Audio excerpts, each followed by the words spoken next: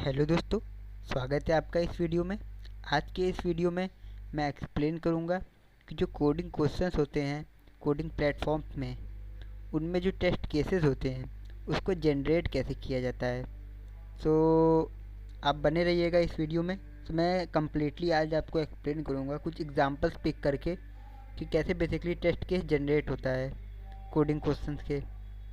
तो सबसे पहले स्टार्ट करने से पहले हमको रैंड फंक्शन के बारे में जानना ज़रूरी है। तो रैंड फंक्शन बेसिकली क्या होता है? तो रैंड फंक्शन होता है एक फंक्शन जो कि एक रैंडम पॉजिटिव इंटीजर जनरेट करता है 0 से लेके 32,767 के बीच में। सो अब होता क्या है कि हम लोग जितनी बार भी रैंडम फंक्शन को कॉल करते हैं तो करता क्या है कि वो positive integer random number generate करता है। बट इंटरनली क्या होता है कि ये एक मैथमेटिकल एल्गोरिथम का यूज़ करता है, उसमें एक सीड पास होता है। तो वो सीड जो होता है वो नॉर्मली चेंज नहीं होता है। तो उसकी वजह से क्या होता है कि अगर हम रैंड फंक्शन बार बार कॉल कर रहे होंगे तो हम लोग को रैंडमनेस उतना दिखेगा नहीं। सो रैंडमनेस ना दिखे इसके लिए हम लोग एस रैंड फंक्शन को कॉल करते हैं और उसके अंदर टाइम नल कर देते हैं। इससे क्या होता है, ये क्या करता है, ये ये कंप्यूटर के इंटरनल क्लॉक के यूज़ करके सीड को कंट्रोल करता है। तो होता क्या है कि टाइम जो होता है वो चेंज हो रहा होता है फॉर एवर के लिए।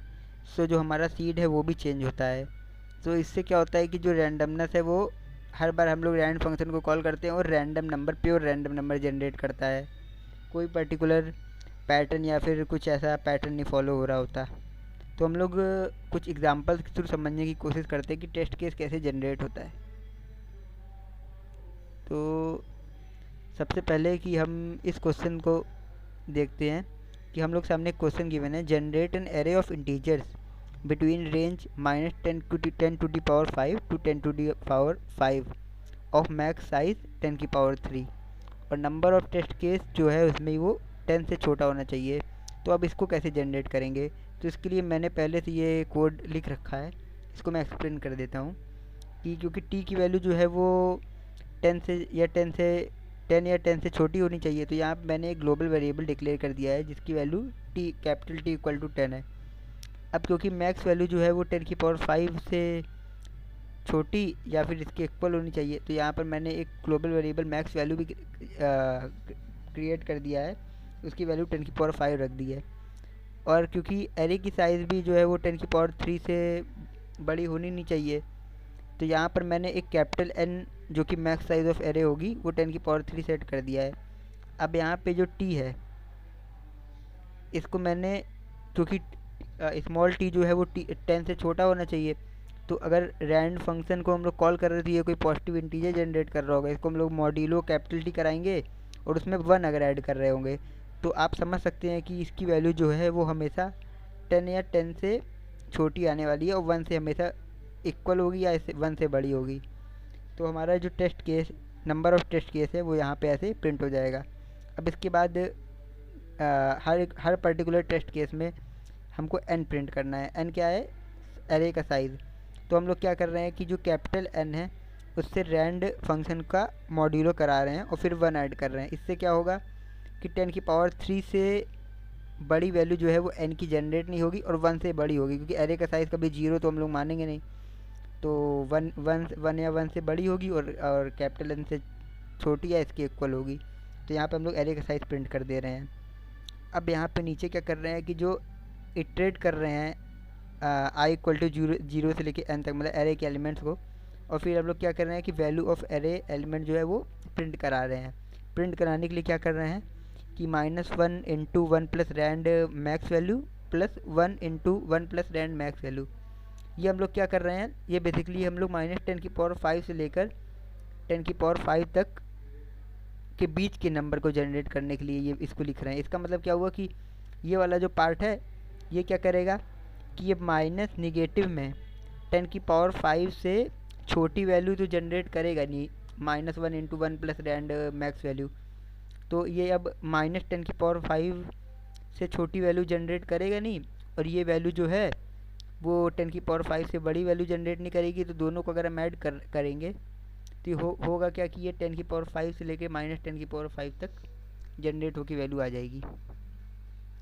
तो वैल्यू ऑफ एरे एलिमेंट भी मैंने प्रिंट करा दिया। तो इस तरीके से बेसिकली प्रिंट हो जाएगा इस पर्टिकुलर जो भी कंडीशन इसका बेसिकली जो कोड है वो ऐसे मतलब आसानी से प्रिंट हो जाएगा। अब हम लोग एक और एग्जांपल देखते हैं। इस एग्जांपल में क्या कह रहा है कि हमको एक स्ट्रिंग जनरेट करना है एस, जिसकी मैक्स लेंथ है वो 10⁵ है और वो लोअर केस होना चाहिए, और test case number of test case भी जो है वो 10 से बड़ी नहीं होनी चाहिए। तो यहाँ पे मैंने टी को भी 10 यहाँ पे डिक्लेयर कर दिया है ग्लोबल वेरिएबल, और जो कैपिटल एन है वो लेंथ ऑफ द स्ट्रिंग है, max length of the string है, वो भी 10⁵ यहाँ पे डिक्लेयर कर दिया है। और यहाँ पे एस रन टाइम नल तो चलाना ही है, आपको मैंने पहले भी बताया है। और यहाँ पे टी की वैल्यू प्रिंट करा रहा हूँ नंबर ऑफ टेस्ट केस, और यहाँ पे एन जो है उसको मैं प्रिंट कर रहा हूँ जो प्रीवियस वाले एग्जाम्पल था उसी तरीके से यहाँ पर भी एन की वैल्यू प्रिंट हो रही है। अब यहाँ पे क्या नया है, ये basically lower case English letters को अगर प्रिंट कराना है तो उसके लिए मैं यहाँ पे क्या कर रहा हूँ कि 26 से रैंड फंक्शन को 26 से मॉड्यूलो करा रहा हूँ और उसको ए में ऐड कर रहा हूँ। तो अब क्या हो रहा होगा कि ये रैंड फंक्शन को 20, क्योंकि हम जानते हैं कि जो हमारा इंग्लिश अल्फ़ाबेट होता है उसमें 26 लेटर्स होते हैं, और हम लोग रैंड को 26 से करा रहे होंगे तो 0 से लेकर 25 के बीच में वैल्यू बेसिकली प्रिंट कुछ भी होगी तो 0 से 25 के बीच में ही रैंड मॉड्यूलो 26 की वैल्यू होगी। तो जब वो ए में ऐड हो रहा होगा तो आप समझ ही सकते हैं कि वो ए से लेके जेड तक ही लोअर इंग्लिश लेटर्स को यहाँ पे बेसिकली वैल्यू देगी। तो हम लोग क्या कर रहे हैं कि ऐसे एक स्ट्रिंग ऊपर डिक्लेयर कर दिए हैं और उसमें क्या करें अपेंड करते चले जा रहे हैं जो भी यहाँ पे लेटर जनरेट होके आ रहा है, और यहाँ पे नीचे प्रिंट करा दे रहे हैं। ठीक है, तो आप आई होप कि आपको ये एग्जांपल भी समझ में आ गया होगा। और अब यहाँ पे ये थोड़ा ट्रिकी है। यहाँ पे क्या कर रहे हैं कि यहाँ पे हम लोग एक पैलिंड्रोम स्ट्रिंग जनरेट करनी है जिसकी जो मैक्स वैल्यू है वो 10⁵ है, और यहाँ पर भी टेस्ट केस जो है वो टी के इक्वल है। तो आप थोड़ी देर वीडियो को पॉज करके थोड़ी देर सोच सकते हैं कि ये काम कैसे करना है। चलिए ठीक है, मैं एक्सप्लेन करना स्टार्ट करता हूँ। तो यहाँ पर क्या हो रहा है कि जो टी की वैल्यू है वो मैं प्रीवियस एग्जांपल्स की तरह ही नंबर ऑफ टेस्ट केस को प्रिंट करा दे रहा हूँ, एन भी उसी तरीके से होगा, मतलब length of the palindrome string.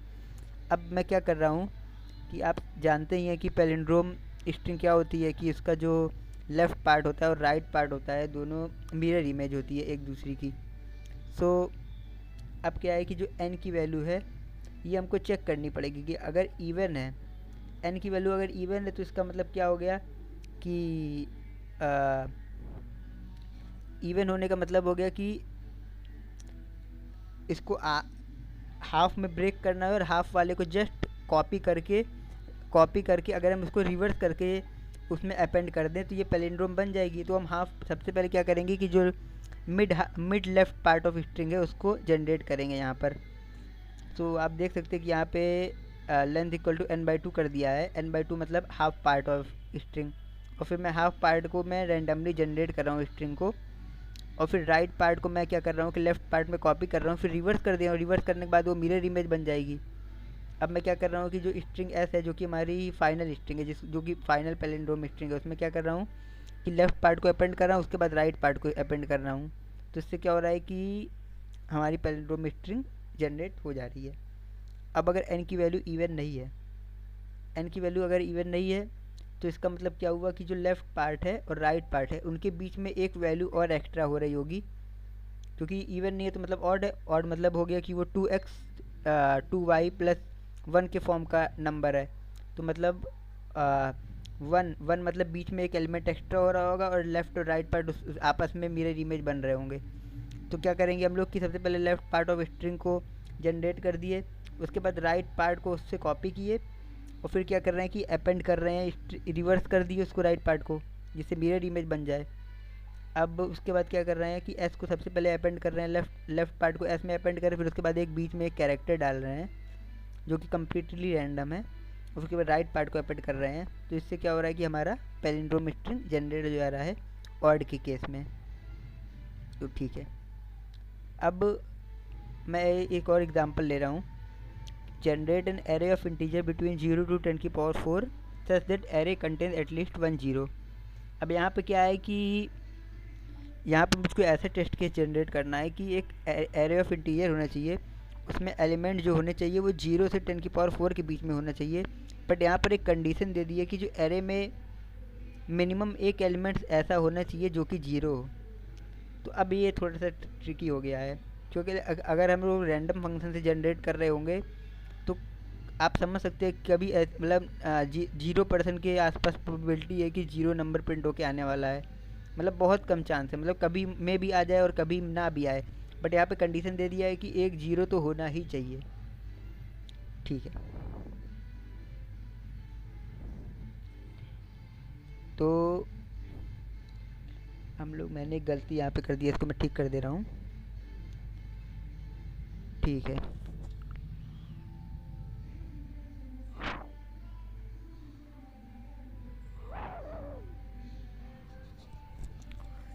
यहाँ पे क्या करना है, क्योंकि एक एलिमेंट 0 होना चाहिए, तो मैं क्या करता हूँ कि एक वेक्टर बनाता हूँ n साइज का सबसे पहले।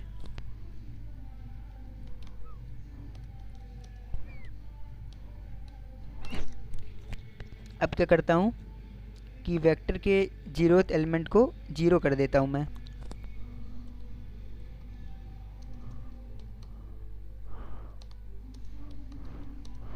अब क्या करता हूँ कि मैं 0th एलिमेंट को तो 0 डिक्लेयर वो कर दिया है, मतलब असाइन कर दिया है। अब मैं i = 1 से लेकर n-1 तक इटरेट करता हूँ, और फिर मैं वेक्टर में रैंडम वैल्यू में प्रिंट इंसर्ट करते चला जाता हूँ 10⁴ से स्मॉलर या इसके इक्वल। तो ऐसे प्रिंट होगा, ऐसे ऐसे मतलब इंसर्ट होगा वेक्टर में वैल्यू।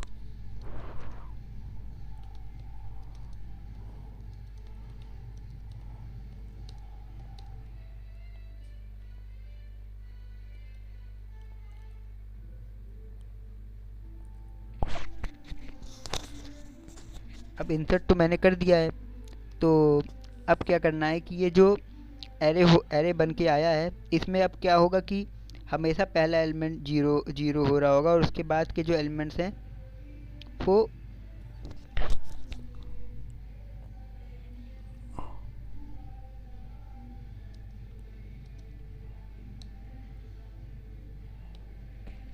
इसके बाद के जो एलिमेंट्स हैं वो 0 से लेके 10⁴ के बीच में होने वाले हैं। बट यहाँ पर भी एक प्रॉब्लम है कि मैंने हमेशा पहले एलिमेंट को 0 कर दिया है, जो कि कंडीशन में ऐसा नहीं कहा जा रहा है कि जो फर्स्ट एलिमेंट है एरे का वो 0 होगा। तो इसके लिए क्या मतलब है, हमको जो एरे है वो एक तरह से रैंडमली सफल होना चाहिए। तो इसके लिए भी एक फंक्शन होता है रैंडम सफल करके, मैं उसको आपको करके दिखा रहा हूँ।